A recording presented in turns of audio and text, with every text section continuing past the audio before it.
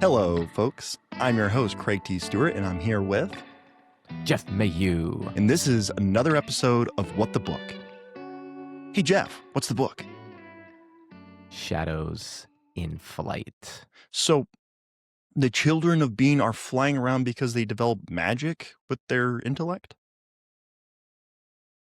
Is that what this is about? Kind of. Yeah, kind of. Oh. Might be worth reading the synopsis, though I doubt it's actually going to answer that question. All right, folks. So the synopsis for Shadows in Flight, it's a 2012 novella by Orson Scott Card, and it's the fifth and final book to the Shadow series. It follows Bean, the genetically enhanced genius who, facing a shortened lifespan due to his medical-induced giantism, he's over 14 feet tall at this point, launches into space with three of his children with the same affliction. His renamed children are Ender, brilliant but socially volatile, Cincinnatus, or Sergeant, the empathic warrior, and Carlotta, who's the analytical scientist. As they fly through space on the spaceship Herodotus at near light speed, they discover a derelict formic ship containing preserved alien life in an Ark-style colony ship. As they explore the orbiting Ark, tensions rise over leadership, ethics, and Bean's fading health. In a high-stakes encounter that forces them to confront humanity's legacy with the Formics and their own uncertain future, the children, aged approximately 6 years old, give or take, prove to be highly capable as Bean's story comes to a close. And as we go through this What the Book webisode, episode, all the sods, there's some themes of the book. They're a little bit different than the rest of the series. Legacy and inheritance, family and survival, and mortality and purpose. All right. Hey, Jeff. What'd you think about the book? I mean, I liked it. It was very different than, I think, the rest of the series, as you kind of touched on in your synopsis there. It's an isolated group of people. The series has been about, geopolitics, relationships, through many different relationships, right? And in this book, you have four people, and you have their relationships, and they're all related. They're all in a confined area. So it is very different. There's not as much action. There's not as much going on. It's shorter. It's a novella versus an actual book, so it's shorter than the rest of them. There were some, if I'd probably rank it as like my least favorite out of all the ones that we read, just because it lacked the depth that the other books had. However, it does have some things in there that I found really interesting that the other books didn't have. The family dynamics is explored obviously greater in this book than in the other book because it is just a family. And then I really liked the ending towards the ending with the Formics, and the talk about language. I thought that was very interesting as well. So, pluses and minuses. Everything is a little good, a little bad. Yeah, I would have to agree. And I think even in the audiobook, Orson has like a little bit at the end where he talks about it. He's like, it's going to be a short story. And then it was supposed to be beginning with Bean's death, I think, and turns out to not be that. And he decides to dive more into the children and what they're doing. And then he realizes, okay, it's a bit more than what I thought it was, but it's not a full book. And he actually worked with the editor and the publisher to see if they could give it a try and go, is a 55,000 word novella really going to sell in this genre? Especially after all these, 100,000 word books that I wrote. So with that in mind, I definitely can understand that. Because there's a lot of short stories that I've written. It's like I could expand on this, and there's a lot of longer stuff that I'm like, oh, most of this is just world building. I can cut it out, and that changes the length. I encountered that last novel in November. I might encounter it this novel November, and we're halfway through. So, um, all that said, like I have to agree, it's probably one of my least favorite of the Ender's everything, the universe, and the Shadow series as well. And the primary reason for it is our big conflict is the children meeting the formic drones, specifically the males of the species that we thought wasn't possible. And how that plays out, it's interesting. It sets a lot of cool stuff up for future books, but it kind of It's the it's giant anticlimactic. the giant overshadows everything. The Shadow of the Giant is a great name for the last book, and it's very much um, useful here as well, because the last two sentences, spoilers for folks who haven't read it yet, and then Bean did, and then Bean died. E. Same thing. They're the same word. Yeah. No, I get that. So, like, is there a continuation of these characters in another series? Do they colonize this world, and like, do we learn more about them? Does they grow? I don't have an answer to that. Okay. I And I was at the bookstore this week, and I picked up well, I didn't actually buy, but I like physically picked up and was flipping through like um what is it? Ender the Xenocide, and the other one, which is kind of referenced in this book, right? yeah, Speaker of And the they Dead. are Speaker of the Dead and Ender's Genocide, and they are much. There's a lot more words in those books than this one, like significantly more. I would say more than even in like Ender's Game, the original. That They look was heftier. Yeah, Um, those were where Orson was going in the first place. So right. like he had more ideas for those books. We need to get those books. I'm going to start reading those books. As you know, and maybe our listeners know, I'm having a total hip replacement starting next week, and that's why I'm going to be off in November. However, um, I'm going to have a lot of time to read. I think, as long as the drugs don't put me to sleep too much. I won't be able to get up and move as much, but I should have plenty of time to read. And I plan to I finished 60 books. This was my 60th book this year. Was the Orson Scott Card Shadows in Flight, and I'm gonna see if I can push myself to get to 70 before the end of the year is done. I've got like several books that are like partially read, so I might like cheat and go back and like try to finish those. You say 70 and I'm over here like I've got like 80, I think, but then we compare the lengths of those books. There's no comparison. You've definitely read more than me this year. This is one of the books that I've partially read. You can see where I've stopped pretty much by my flag. So that's one of the ones I'm going to try to get finished before the end of the year. But no, I mean I like the book. Let's dive into it. What do you want to talk about this? Yeah, let's start off with Bean and his relationship to his children. Um I think we get most of this insight in the last book that we did last month, Shadow of the Giant, where Bean, I don't know if he necessarily recognizes the parallels in his children to the people in his life, but they certainly seem to have that parallel, that same dynamic when he named them Carlotta, Ender, and Cincinnatus. Like these are all apropos names. Um, did What are your thoughts on that part? I mean, I mean, I think there's two different perspectives. There's the parental perspective and the child perspective. The parental perspective is my job is to lead my children where I think they are going to go, and to give them the guidance and structure they need to be the best versions of who they are. Now, this doesn't mean that you're controlling your child or you determining your child's fate, but you can see your child, like you can see who they are very early on, what their strengths are, what their weaknesses are. And, you know, shouldn't you help them a little bit?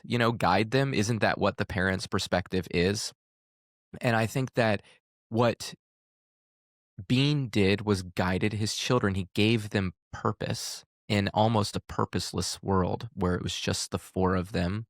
Obviously, they had a singular purpose of solving this Anton's key problem, but outside of that, they didn't have much else. And I think this shows most with Cincinnatus. His purpose is military. He's named after the famous Roman general, and he is all about war, and he's very antagonistic towards Ender, his brother. He's manipulative towards Carlotta, his sister. And, there's this very big division within the family at the very beginning of the book where, Ender, finally kind of stands up and punches him in the nose and breaks his nose and puts him in his place. But, you know, there's a couple reasons for that. One, Cincinnatus felt purposeless. He, for what they were actually working on, what he was working on really had nothing to do, and everybody else kind of looked at him like, "What are you doing? Like this is pointless, right?" Yep. And then the other part was he was angry at his dad for Mhm. pulling away from his family. And he doesn't even realize this at this point. He discovers this later on in the book. Um, and I think that that's a very relatable thing that most children go through that have separated parents. Um, and I think that it's a very unique way of telling that story. And I think there's probably part of Cincinnatus that is angry at Bean for making him Cincinnatus and giving his purpose war. But when when they discover the Formix, and all of a sudden Cincinnatus has purpose. Yep. I Like just pulled you that could, page up. yeah, you can feel like the hole in his heart is starting to heal, right? And all that doubt that he had in his father is starting to be repaired. He's like, look, he does love me. He does believe in me. He does trust me. Remember we talked about that in the last book with Bean Mhm. and I think it was Mazer Rackham, right? It was like he trusted him. He gave him a chance and he trusted him. Um, and this is the situation is like Bean trusted his children. He watched them like a hawk, right? You He have guided to. them along the way, but at the end of the day, he trusted them. And that's what love is. Love is trust in a lot of ways. Yeah, and that's something that it really took being a long time to do. And in some cases, like his own children are plotting to kill him. Like, That was that was crazy. Like I had no when that happened, because that happens early on in the book, yep. right? I'm like, I don't like the Cincinnatus guy. He's trying to kill his dad, Well, but and think about the reasons, right? You're in a spaceship. You're going at near light speed. You need resources. Eventually, you're going to have to do something about that. Recycle but the he's biomaterial. yeah, but and here's the thing, and this is a fundamental flaw of humanity.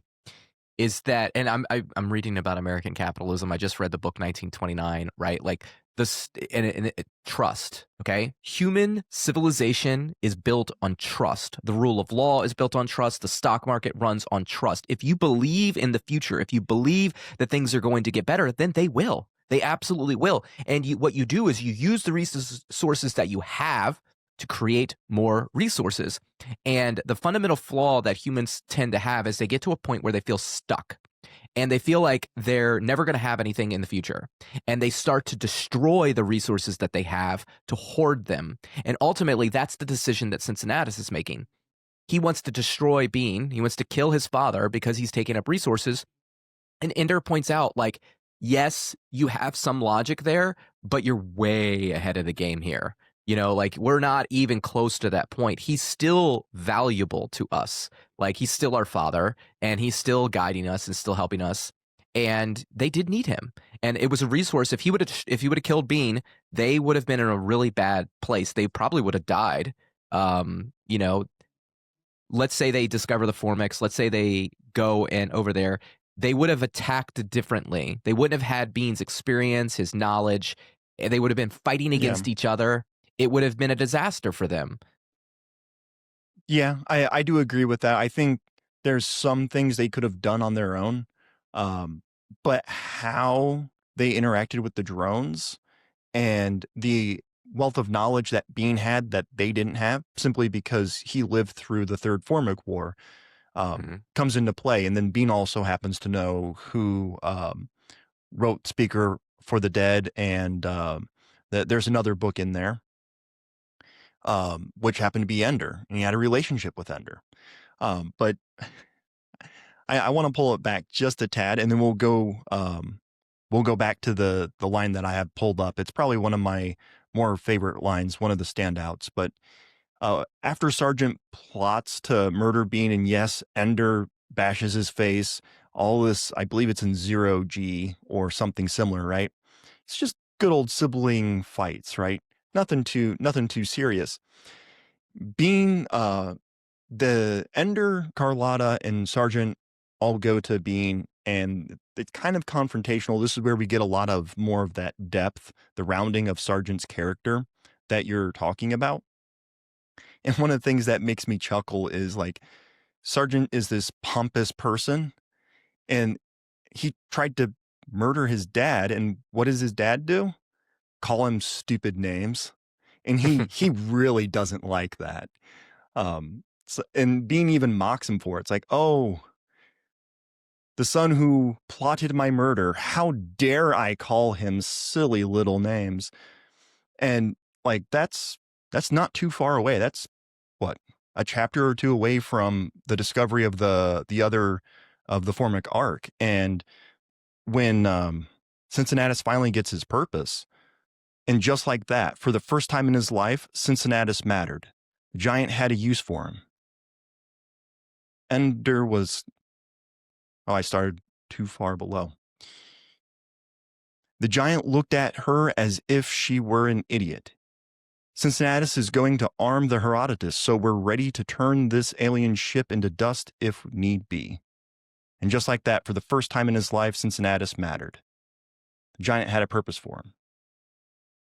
And like, it's so like quick and simple, but it's one of those things where Sargent didn't know what his purpose was. He didn't know if Bean had a purpose for him. And all of a sudden, it's like, it's self-evident. Clearly, this is what's going to happen. Why is it even a question? And I don't know. Maybe I can relate to some of that. And that's why it Yeah. stands out to me. No, I mean, I think that is that definitely stood out to me too. And I think that, you know, I tell this to people all the time, is like, your kids want to help you at home. You know, like when it comes to chores and doing things. And I know, like, I know kids are kids. They want to play games. I mean, my kids are like that too. And at some point they're, you know, they want to just do what they want to do. But at the beginning, like, they watch you do the dishes, they want to help you do the dishes. They watch you cook dinner, they want to cook dinner, but they can't do it. Like, they can't physically, they don't have the ability to do it yet, and they're almost impatient, and by the time they get to the age where they actually can help, now they don't want to help. Now they want to do other things, right? But, you know, if you do it right, if you hold your kid's hand, if you help them through it, then they do want to help. And it's that purpose that really matters. You know, everybody wants to be wanted. You know, like, one of my favorite songs is by Cheap Trick, "I Want You to Want Me," right? And I think that humans want that, right? Like, they want to be wanted. They want to have purpose. They want to be helpful. They want a lot of different things. And so, yeah, I definitely relate with that as well. Yep. And Sargent just kind of, this is like the inspiration he needs to actually step up and grow up in a way, because his brother and sister have grown up, right? Ender's working It's on hold Ender's on. working. Go ahead. It's funny that you're saying that because they're 6, right? Like, I just think it's funny, you know, but go Well, ahead. they're growing up at the age of 6, and Sargent finally stepping up to his age as an Antonine, where Ender is Laguna, wait, darn it. the How do I say Gumanites. it? Leguminites. These are I think is leguminites. how it was. I love that, by the way, because they kept on reiterating it, and every time he made a point to say, like, Bean appreciated that, because there's points where, like, they're like, they try to kill him. They don't call him father. They call him the giant, right? So, like, there's this separation. He must feel really he probably feels like a terrible father. Like, he probably feels like a terrible father, and that's that little thing that probably makes him feel like, okay, I'm not the worst father in the world. Yeah, that there's a legacy here that will be appreciated. No, Sargent didn't have a purpose. and he's always studying war stuff, but there's no use for that. And he finally grows up, or he comes of age, right? It's like becoming 18, going into the military. Whereas Ender was working with his father, with Bean, on trying to solve Anton's key. And of course, Bean knows that they don't really have a path forward.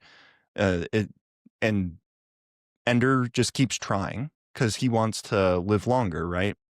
And Carlotta made herself useful by learning about the ship, how to repair it, how to keep going, because they're going to have to live on there for at least 20 some years, if not longer. And Sargent finally has that purpose, and he just steps up to the plate, and he goes to his father and starts asking questions. Because it's not just that he's looked at history, he's read some history, he knows a little bit about the Formic Wars, but he hasn't actually talked to his father, who was involved in them. And Mm. there's a whole exchange. I'm not going to read it, but like every other line I'm over here highlighting is like, this is good. And so the question that I have for you and is kind of simple. Does it seem as if Bean has grown emotionally and not just physically? Yes, and I would say this line right here. It was hunger for action, and now I've got action, and I've got command, and I'm terrified. Page 139. So when I hear that, what I hear is somebody that has reflected on who they are, what they've always wanted, and now that they've got it, they realize how much heavier it is to carry than they thought it was going to be. And that's really the sign of emotional maturity.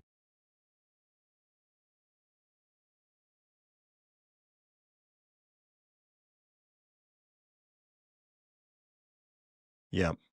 And maybe I'm growing emotionally as well because I'm feeling some of that as well.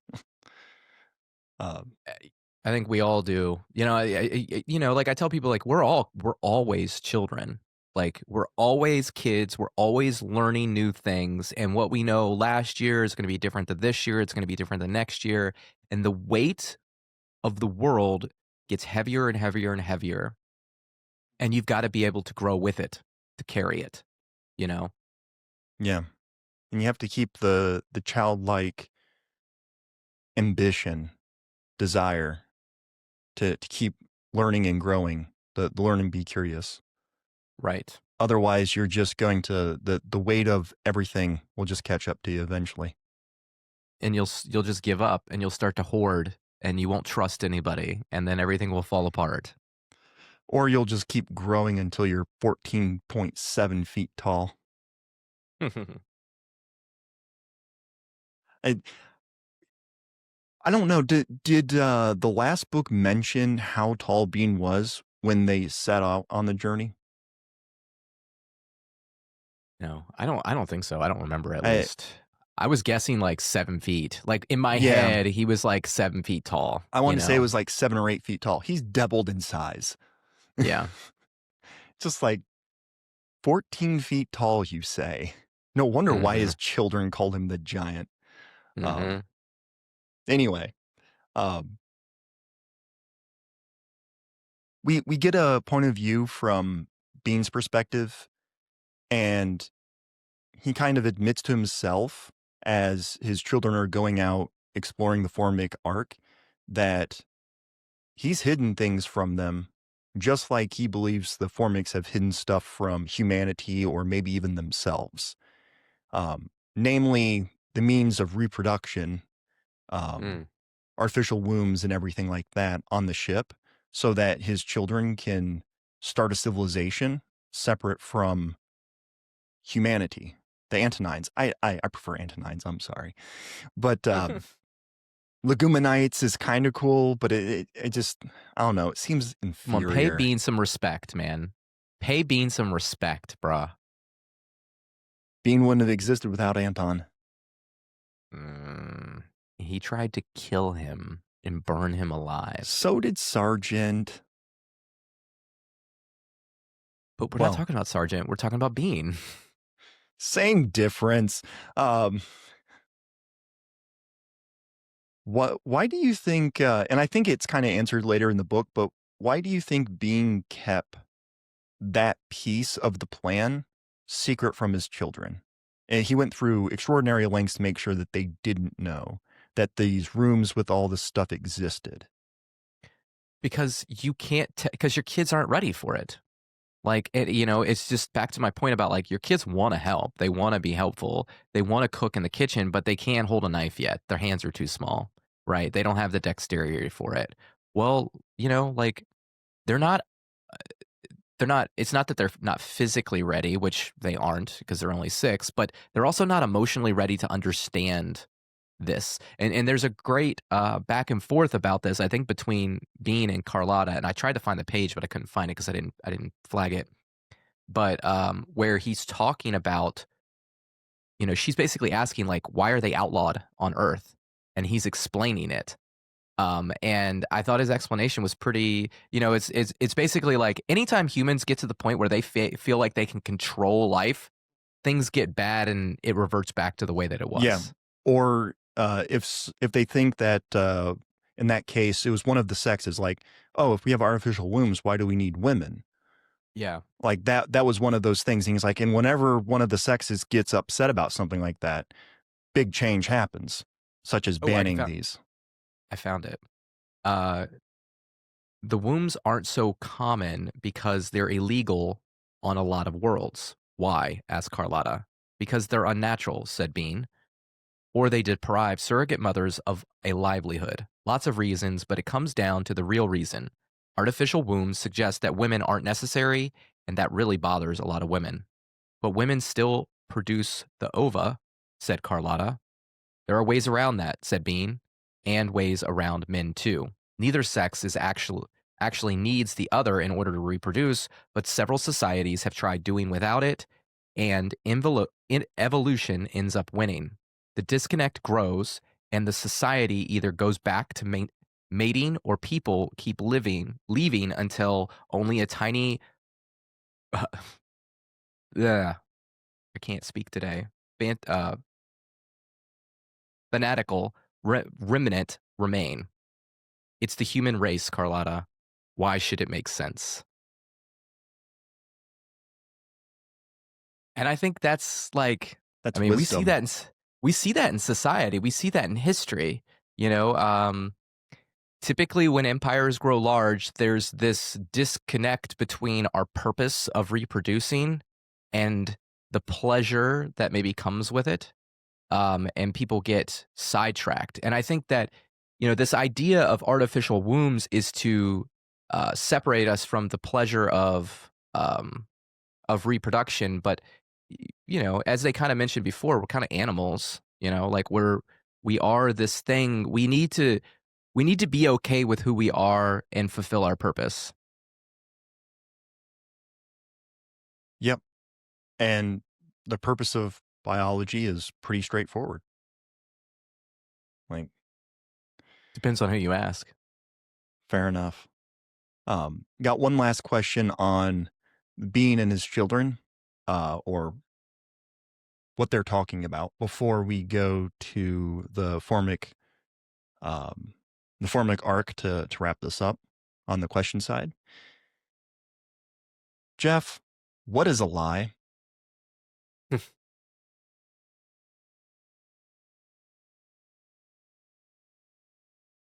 That is an interesting question. I saw that on the list and I started thinking about it. I'm like, I don't know how I'm going to answer that. Well, is it morally gray or wrong? Is that what would be a lie? I mean, look, parents lie to their kids all the time. I think Bean says this in the story. The noble lie, right? Like we lie to our kids, like Santa Claus is real. Well, Santa Claus isn't real. You know, First I'm hearing about this. What? um, I,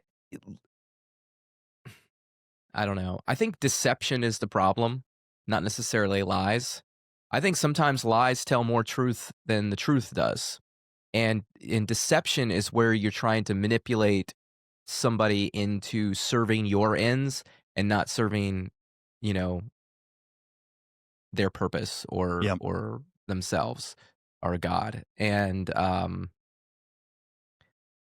So I mean, it's a narrative in a way that could be everything's a used for good narrative. or bad. Everything's a narrative though, and we kind of they go into this when we get to the formix and when they talk about language, right? Is like language gets in our way. You know, the words that we use create a story, but is the story actually what we see, or is it what we create? You know, and so I found that part of the book very fascinating as well. And I think that sometimes the lies that you tell create deception. And sometimes the lies that you tell create truth or opportunity to discover the truth. I don't like lying per se, but I do it sometimes. I think everybody does. I think sometimes you lie just out of like reaction, when you get caught off guard sometimes. Um, but I definitely think there is like, there are people that use lies as weapons Weapons. to yeah, and I think that's different. Yeah. Uh, yeah, I try not to lie either. I like the idea of being candid, open and honest, and I appreciate that in other people as well. But I Yeah. also understand the value of not necessarily withholding information, but if it's not specifically asked for, to not provide it, right? Because sometimes, unless someone asks for feedback on what I think about their hairstyle or whatever, it's like, do you really want my answer to that question? Like, I Yeah. don't know. It's like, do I look pretty in this dress? Do you really want my answer? Do you want the husband answer? Do you want the boyfriend answer? Or do you want the truth? So I think it's an interesting you have to do both though. Okay, if you're in a long-term relationship with a woman and she asks you if you look pretty in that dress, in that moment you probably don't want to say no if you think the answer is no. However, you don't want to say yes and have her keep wearing that dress and not be something that A, you find attractive or B, you think she looks the best in. Somebody else at some point in time might criticize it or do whatever. And she's going to come back to you and be like, why didn't you tell me? Like, I come to you for advice. I need to hear the truth from you. I mean, that's something that, like, with my wife and I try to do my best at balancing that line of like, ultimately, she's asking me because she does want the truth from me. She doesn't want to hear it, and I'm the same way. Like if I'm getting dressed and I'm like, I hate having to like dress up and go out, and so if I'm getting dressed, I'm like, I'm always anxious. I don't like anything that I'm wearing. Nothing ever seems to fit right, which just bothers me more. I'm uncomfortable, and I'm like, how do I look? You know, I want an answer that says you look good. Just move on with your day, right? But I also want her to tell me the truth because I do actually want it to look good. I want to be able to fit into the room that I'm walking into. I want an honest answer. It's that duality that we have as human beings sometimes that is really difficult to navigate in relationships. So yeah, it's both. Yeah. You need the truth and a lie. It's like, tell me the lie a little bit to make me feel good now. Tell me the truth later, or tell me the truth now and just get it over with. Yeah. And the truth is, I don't care whether you look pretty or not in that dress because you just look pretty. Well, and sometimes that's the answer too, and that's, that never goes over very well. I That's know. like a that never is like, "Okay, so I guess I don't look good in this dress." That's not the point though. Like, No. the point is like, it's not the dress that makes you who you are, and, "Yeah, but does the dress enhance who I am?" Well, how much did you spend on Ooh, no, it? no. Am I just stepping in it this morning? I want to read the paragraph about being talking about what lies are because I think it kind of enhances this discussion and it also touches on some other things. So there's a back and forth with Carlotta and Bean, and Carlotta calls him out, or Carlotta feels like he's calling her a liar, and she says, "I'm not a liar." Carlotta insisted, and Bean's like, "That's a lie." But let's not call them lies. Call them stories. When things happen, we invent stories about them, about why they happened. That's all science is, and history. Stories about why things happen or happened.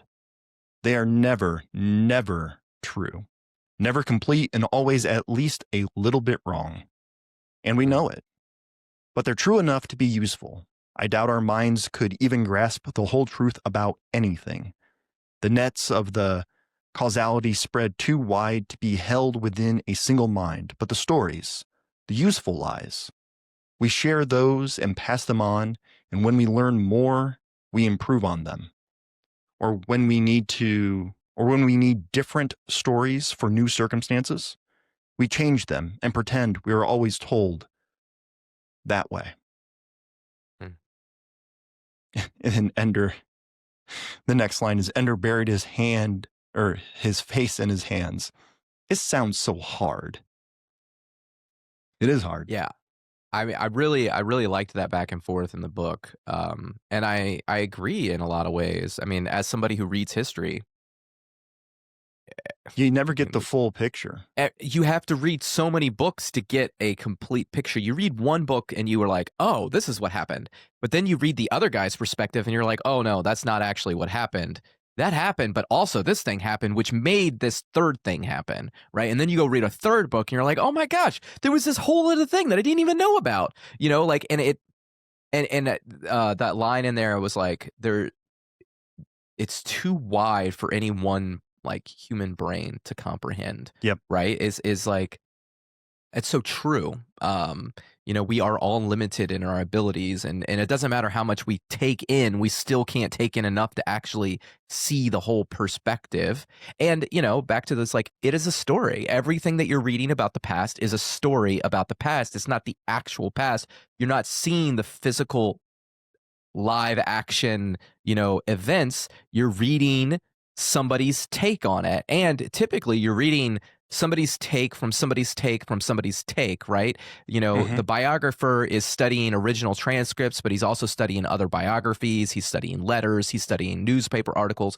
He's himself compiling all of this information, and he's deciding which narrative to write about, because if you go to a different biographer, you're going to get a different narrative. I mean, you see that one right there, James Garfield, right? Got another James Garfield right there. You get two different books, you get two different stories, right? Like this one's specifically about his assassination. This one's more of a his whole life, right? Mm-hmm. And it's always like that. You can never get everything into one book. It's just never going to happen. Except for the biographies on Coolidge, because he's the coolest and best president. No. Oh, I'm sorry. We're shadows in flight, not presidents. I'm sorry. That's a different discussion. I don't even think there's not enough biographies on Coolidge to even get a full picture of the guy. He was quiet and introverted. Yeah, but that doesn't give us a full picture of who he was. Because he was quiet and introverted. That's only one perspective. He was a man of few words, and everyone loved him. But he said, no, I'm not going for another election. But not everybody loved him. The overwhelming majority, Jeff, the overwhelming majority. You're reading one story, Craig. You got to read a different story. How dare you call me out?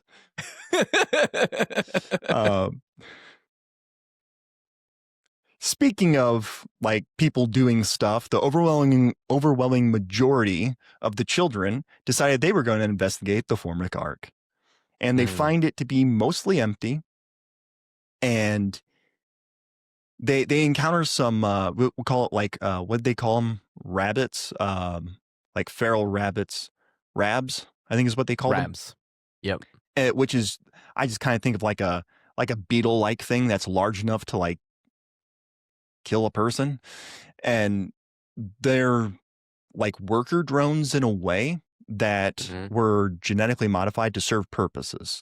And so when they explore, they find that an empty hive queen's chamber with no eggs or cocoons or anything like that. The hive queen's dead, and they see all these beetle things, these rabs, that they're not attacking them.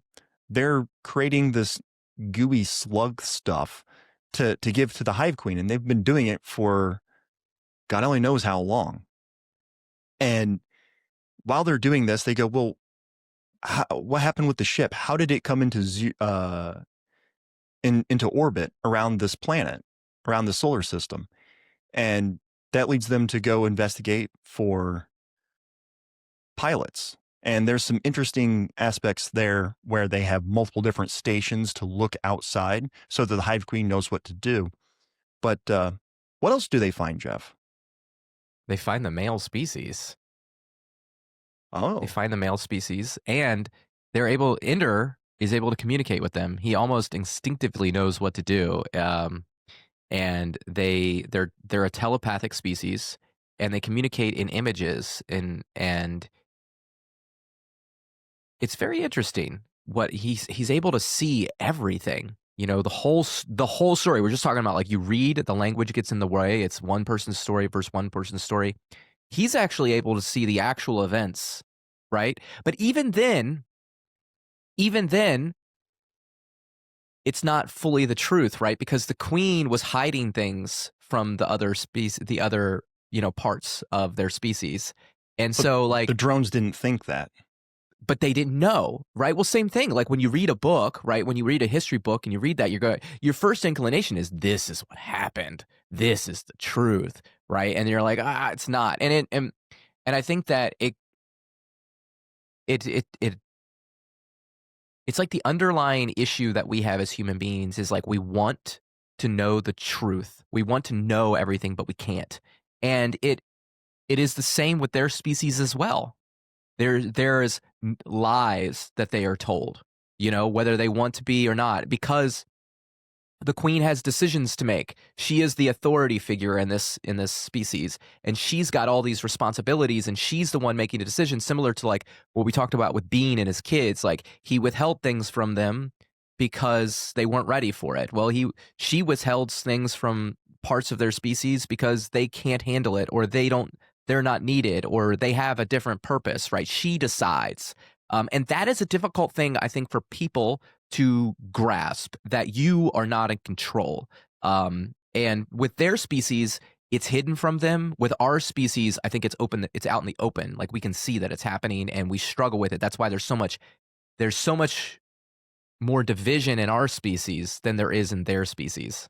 Yeah, we're more democratized. Or, Right. as I would We say, whereas the Formics are an autocracy, humanity's more of an agorist society. we have free will, and they do not. Yep. We group with our free will brothers and sisters, and they Mhm. just do as instructed. Yeah. So, actually forget how I was going to tie these things together. But one of the things we find out, obviously, since the drones are still alive, they're still doing things, and they're talking with Ender, we realize that not all the Formics are just mind slaves to the queen. The Mm. drones could be pushed around by the queen for sure, but they're not beholden to the queen. They have a mind of their own. And we see that in how they interact with Ender at first, where they're just like shoving all of this knowledge, all this information, all this history, they're everything that's happened through images at him, and he has to slow them down because he can't keep up. And he's got a mind of his own that's trying to understand these things. It's not just accepting them. Whereas the drones are used to being do thing and accept it. It's a Mhm. different brain activity, right? And over the next course of the book, the last third of the book, the Formics get they really do understand a lot better how to communicate with the children, so that by the time Bean gets there, and we can talk about Bean in a second, but by the time Bean gets there and they share all of the information that they have, it's more like a conversation and not just a, hey, bam, here's all the things. Yeah. So, with that said, Bean goes over to the Ark. Why does Bean go over to the Ark? Because he wants to die. but he also wants to make sure that his kids are able to survive. Mhm. He wants to kind of bridge the gap and talk to them and find out the information that they're missing so they can live on this planet. Yep. Well, that's the primary motive, right? He wants the best for his children. There's also other motives. He wants to know what the Formics that are alive there, what the drones know, Mm, and he sees kind of the same way in himself where he's lying to his own children. He sees the gaps where the Hive Queen was lying or withholding information to the drones, and the drones just weren't accepting it. They're like, "No, that's not true. That's not how these things work." right. And Bean's like, "Y'all are wrong." Right. And Bean realizes that there's more to the story in all of this. And I don't know if it's actually explicitly stated if he sends a message to Ender or not. Ender Wiggin, not his son. He does Um, not. So they talk about the fact that he might do it, but then he says that he's not going to do it. So I don't think that he does. okay. I must have missed that rereading it. The first time I read it, I totally thought he did. I Um, was thinking that at parts I was like, "Oh my gosh, are we going to like hear from Ender?" Um, yeah. But I think Bean is he's worried that Ender will only see him for the last time he saw Bean, which was fighting the Formics and not as anything else. Not not someone that's grown, which I think is a little unfounded, because Bean would certainly know that Ender wrote the biography on his brother, and that shows a growth in Ender and shows that Ender's willing to be open to other people changing, even if he's only lived a few years and they've lived a lifetime. yeah. So while we were talking there, I was thinking about this with Ender because I was what you're talking about the whole time I was thinking about Ender, and I mentioned earlier like I was at the bookstore and I was looking up Speaker of the Dead and Ender's Xenocide. And number one, we need to read those books next season. Okay, we need to start reading the Ender saga part of this, and there is a book that continues on from this. It is the Last Shadow. It ties together both series. So what we need to do is we need to go back and read the Ender Saga series, and that would be the last one of the Ender Saga series that we read, and it takes place after this book. So I'm just like giddy with excitement right now. Okay, I knew there was a book that tied them together. I always thought it was this one in my head, but clearly I'm incorrect. I mean, there were points where I thought it was like you just talked about. Is like, does he send the message? Does he not send the message? I gotta imagine somehow Ender is notified of what's going on. My I guess. I I assume wonder the if. children, once they settle down, because to back up just a little bit, the children are working with the drones and they realize what happened with the drones and all of the workers and why that they were so subservient. It was like was it a bacteria or infection essentially from the hive queen that did all of that, and they were able to reverse engineer it to keep the Mhm. benefits of Anton's key without the negatives. Yeah, so they And solved the problem. At the end of the day, they solved the problem that they were set out to solve, Mhm. which was to be able to live past 22, without, because the problem with Anton's key, for any of those who don't remember, is the fact that while you get super intelligence, your body never stops growing, and eventually it grows so large your heart gives out and you die. or you live Um, in 0G at or you 15 live feet in tall. zero.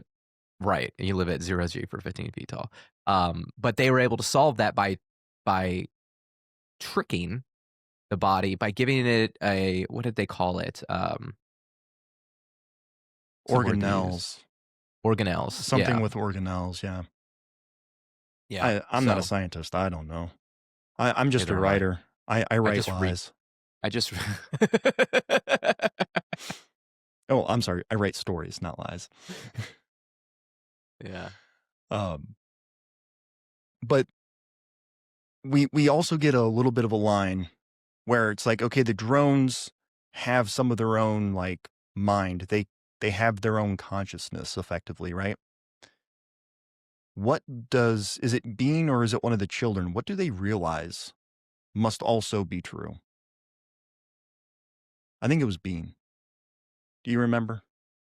No, I don't. So something the drones didn't necessarily pick up on, but was like indirectly understood, is that the workers, the female workers, they would die without the hive queen because of this infection, because of the dependency on the hive queen. They didn't have that. When the hive queen dies, they might not necessarily die. They might have some autonomy and capability of living on their own, That's right. which kind of Back to that actually does make control me thing. want to read the other half of the book series to see if Orson Scott Card takes that somewhere. And we have the Antonines and the Formic 2.0, where the Hive Queens aren't in charge. It'd be very I interesting. I like I want to spend my entire recovery period reading all of it, to be honest with you, but Yeah. I'm not going to. I'm going to wait, and we're going to put it in season. What season are we in? 4? We're going to put it in season 7, 4. 12. N- No, no, no. We're not going to wait that long. Don't do this to me, Greg. Come on. I can't. I'm a binger, okay? Can you not tell from the books that I'm in is like I read one book on James Madison, I got to read 3 books on James Madison. I need the whole picture, okay? Like I know that I'm never going to get the whole truth, but I want as close as possible to the truth. I sat down and I started reading the Bible. I read the entire New Testament in like a week, okay? Like I needed the whole picture. I want to read everybody's stories. Matthew, John, Luke, Peter. I want to read them all, darn it. This isn't Pokemon. You can't read them all. I laughed, but I don't understand because I don't know anything about Pokemon. So, folks that are listening, if you know anything about Pokemon, please explain to Jeff in the comments precisely what he's missing out on. Yeah, I want to hear about it. Yeah, explain it to me since. And if you have a specific version of the theme song that you want to share, also put that in the chat. I for certainly will listen to them all. I'll make Jeff listen to them all too. I'll drive to Virginia if I have to. Speaking of comments, so who is Kirby? Kirby, I saw your comments this weekend, okay, and I need to say something. You Go didn't for it. hate you didn't hate Crime and Punishment. It says this book I would never have read, but I had to keep up. I read the Oliver Ready translation, and I think that may have helped me get through the book. I do agree that the names were hard to follow. There was a page at the front of my book that had the characters and descriptions, but I made an index card for myself to follow. That's very smart. I should have done that. The way that the Russians were used the different parts of the names also added to the confusion. I did feel that the cop knew fairly early who had done it. Overall, I did like the book after I finally finished it. And it is not a reread book for me. I just can't believe that you like the book. I can't fathom that anybody likes that book. And what I will say is I was at a political event recently, and this guy was sitting across from me, and we were talking about books, and I brought up Crime and Punishment because we had just finished reading it at the time. And he was like, "Oh, I said Crime and Punishment." He goes, "Top 5 all time." And I'm like, "What do you mean?" He's like, "Yeah, it's one of my top 5 favorite books of all time." I was like, "You are crazy. That is a terrible book." He he saw virtue in the axe murderer. He saw virtue in the axe murderer. He thought that the axe murderer, like he had, like I was blown away by it, and I just had to step away from the conversation because it was so outside the bounds of reality that I couldn't accept it. I mean, if I had time, like I've been pretty busy this year with moving twice and work and everything. If I had time to really sit down and take my time, read the book slowly, there's a wealth of knowledge in that book. There's a wealth of wisdom in each character that you can pull out, but it's not obvious. It's very subtle and under the hood. And you have to get over the translation issue between Russian and English, and you have to get over the fact that the book is written in a very difficult way to interpret. But it's kind of like folks that aren't super good at reading poetry or enjoy it, and they try to read the Old Testament, they try to read the Psalms, like, what does this even mean? It's like, makes sense to me. I also write poetry a lot. Right. So like the It depends on your how you approach things and how much time and patience you have. Not necessarily crime and punishment, but time and patience. That's a title for a book right there. Time and Patience. You should write that about certain decentralization ideas that you have. No, if I wrote a book called Time and Patience, it would be about parenting. Actually, Yeah, yes, that's a it would great be, idea. it would be a family story, which we're gonna get to a family story late in the season. I don't Yes. know. Speaking of I which, w- what's the next books here? so the next book I'm not gonna be a part of is your book, Oh, um, I should probably reread Emergence that. Emergence Fall of the West. I am going to try, this is my goal. If I'm not completely knocked out in December with drugs, because I don't know what it's going to be, that's why I decided to take the month off. But if I'm able to actually like read the way I hope to read, I plan to read both of your books in December. It's on my binge list. Like I said, I like to binge. And that way I can go back and listen to last year's episode and this year's episode. And in January, I can criticize the heck out of you in our podcast. I can just rip you apart, make you feel just this big. No, I'm I kidding. I'm you kidding. don't need to do that. I already do that to myself every time I think about the book. Like Yeah, I I'm sure. just re-listened to Emergence, and that's the one that I edited multiple times, self-published, and then I edited it again, and I'm sitting here going, man, I there's so much I want to rewrite in this book, and I have to like force myself not to think that way. And I haven't gone through and fixed all the errors that I know are in Fall of the West yet, so it's going to be fun. But hey, Yeah. you've And got the original editions of both, so you have all the errors to criticize. actually I don't think that I do have Fall of the West. Well, I've I not don't updated it, so you can buy it right now, and I you'll need to have buy it. the OG version I 1. need to buy it. I will buy it. So after December, which is Emergence Fall of the West, January is going to be Graham Greene, The Quiet American, and then February is Philip K. Dick, The Man in the High Castle. We're I back to picked this Philip up. K. Dick already. I know, I know. I'm super excited about it. I picked this up at the bookstore just the other day. My wife, she came home on Thursday and she goes, "Hey, I won a gift card for Barnes and Noble." I said, "I know exactly what we're doing tonight. Let's go to Barnes and Noble for our date night." She likes reading too, so it's Yeah, not a she got bad 2 books. idea. She got 2 books. Yeah, Yeah. she just reads different things than I read. She reads what I consider, I don't know. They're not like the trashy romance novels. They're more tasteful romance novels. She likes, I mean, she kind of likes things that I like, but just more from from a different perspective, from a woman's perspective. She likes relationships and stories as well, the same way that I do. But she likes fictional ones. She loves historical fiction. Where is it? I don't have it on here. I picked up this great book for her. It's actually real history, but it looks like it's historical fiction. I can't remember the name of it. Somewhere sitting around here. So, Um, yeah, interesting. I wonder if she would like the Starship in the Canoe biography of Dyson Sr. and Jr. she Because doesn't like sci-fi at all. it's not sci-fi. It's a I biography. It's a a father and son biography, but it's really just about relationships. Okay. It's a I, book that I think you should read too, but everyone should read the book. let's see. Okay, so continuing on.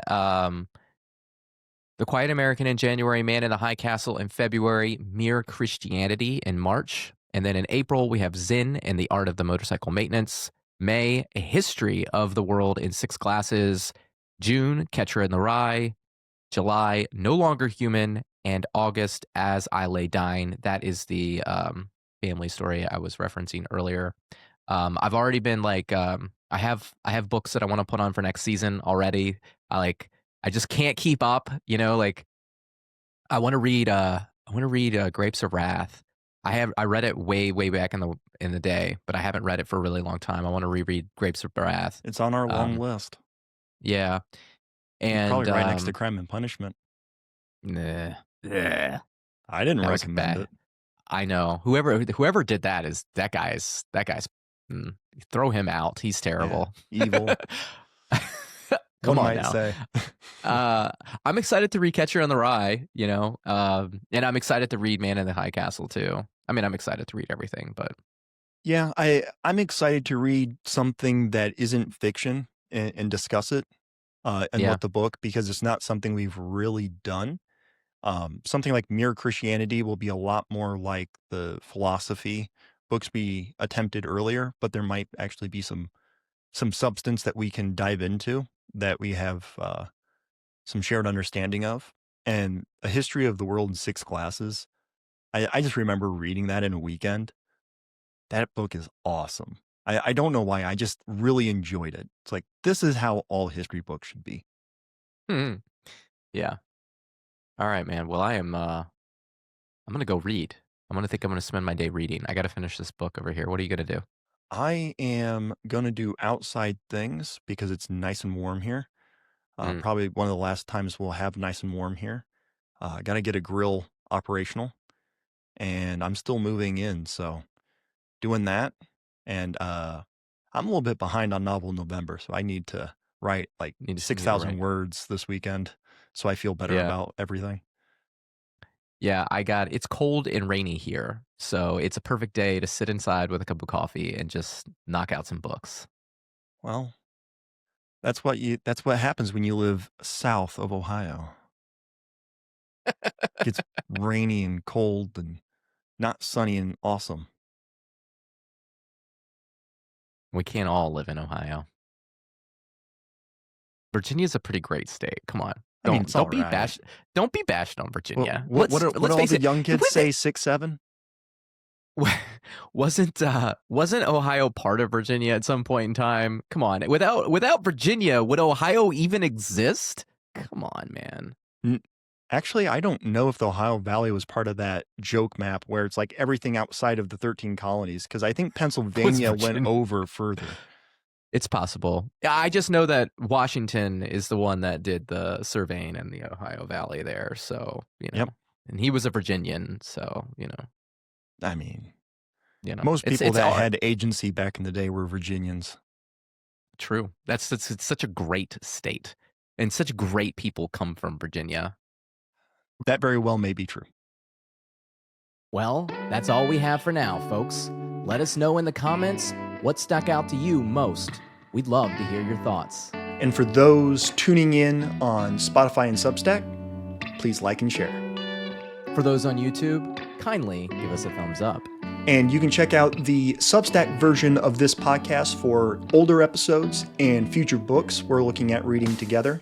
And you can find all links for What the Book at craigtstewart.com. With all that said, have a good one, folks. Peace and love.